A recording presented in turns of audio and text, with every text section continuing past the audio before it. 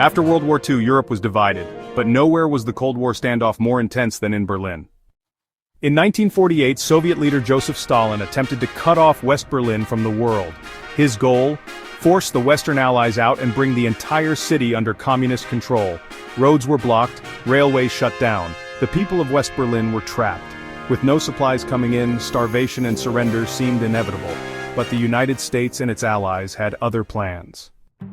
Instead of backing down, the United States launched the Berlin Airlift, one of the largest humanitarian missions in history. For nearly a year, American and British planes flew round-the-clock missions delivering food, fuel, and medicine to West Berlin. Over 277,000 flights kept the city alive, and in 1949 Stalin admitted defeat, ending the blockade. But the division of Berlin was just the beginning. Soon, Germany itself was split into two separate nations. West Germany, backed by the US and its allies, became a thriving democracy.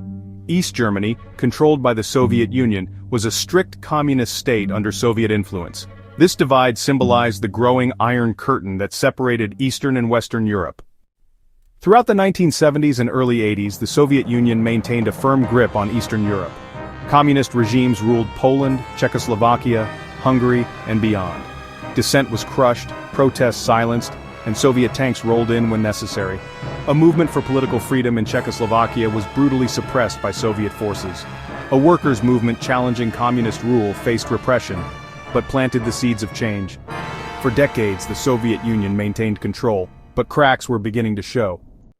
The US continued to push back against communist expansion, supporting anti-Soviet movements across Eastern Europe, and by the late 1980s, change was inevitable, setting the stage for the fall of the Berlin Wall and the collapse of the Soviet Union. The Berlin blockade failed. Communism in Eastern Europe was crumbling, and the world was about to witness the end of an era.